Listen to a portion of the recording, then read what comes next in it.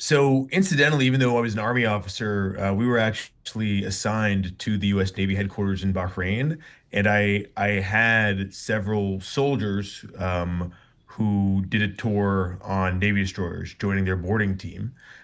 This was back in 2019. There was a some kind of illness that forced the ship to be quarantined, and so my soldiers were on that ship much longer than intended. These are people who were not sailors and had never spent an extended amount of time at sea before, and it took quite a clear psychological toll on them. I mean, the story about the Lincoln is another reminder that at least when it comes to Iran, the U.S. cannot fight a war on the cheap. We cannot fight a war and ignore the consequences, which is what we like to do as a country, or at least as a political class, for the last 20 odd years of the war on terror.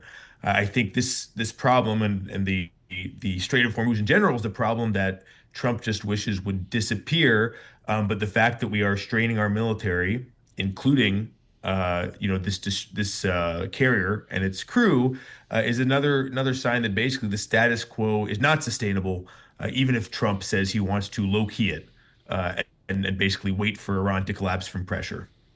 Harrison, as it relates to Iran, I think, administrations going back, decades have recognized that Iran is a serious problem. Iran is a bad actor. But the reality, you do the war games and the war plans and you game it out, and there's really not many, military solutions there unless you want to put hundreds of thousands of boots on the ground there. What did the Trump administration see differently here? And why do you think they went in and started this war when, boy, it just seems like it's not going to plan?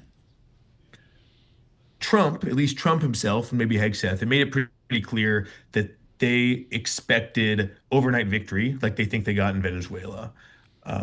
That was totally detached from reality. I think it's worth examining why the president of the United States was convinced that that would be the case. Um, you know, why very hawkish DC think tanks and officials, and why the Israeli prime minister had enough access to him to convince him of that. But that's clearly what Trump had in mind going in. And when you get to say like March 10th, where it's clear that you're not getting regime collapse or surrender overnight, they have not had any idea of what to do and how to extricate themselves from this problem. And that's why we see, threats of bombing that doesn't accomplish anything, Trump trying that multiple times, and now trying a blockade for the second time, even though he tried it from April to June, leading to the first MOU. And that didn't make the Iranian government really concede or back down either. You're right. There's no strong, clear military solution here. I think to their credit, the Trump administration recognizes that. Because if they didn't, we'd see them putting a lot more troops at risk. They do seem to understand that basically anything beyond kind of taking pot shots at Iranian coastal areas or going after shipping is going to put more U.S. troops at risk, and they're thankfully not willing to do that. But as we see, even that is having a human cost on U.S. forces when we talk about the USS Lincoln. Harrison, I look at your track record, your history of serving the nation, and you were at the embassy in Tunis. And I think in 1941 and 42, and maybe over to 43 of America coming across Africa, learning about World War II. Rick Atkinson, folks, does a great job on this in the first volume of his trilogy. Harrison, man, what are we learning now that we can apply in Iran, in the Eastern Mediterranean, come November or December?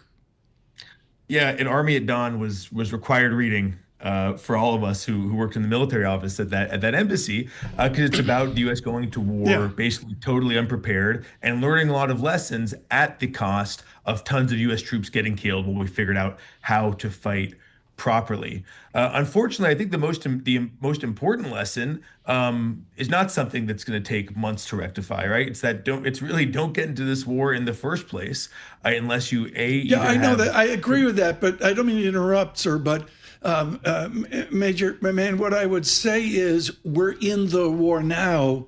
So then what do we do? I mean, I would say, in my view, nothing in the Strait of Hormuz, nothing in Iran is worth the death or maiming of one more U.S. service member. And that's really the binary I look at it. We can draw this out and inevitably get more U.S. forces killed because Iran has demonstrated it can reach out and touch us pretty much everywhere in the region, or we can just cut our losses and get out of this as quickly as possible. That means making concessions to the Iranian government that Trump will find embarrassing. It may mean removing U.S. forces from the region, which I think is a good thing, given that they've mostly proven to be a liability. But that's the really only logical solution here. Otherwise, we're doing,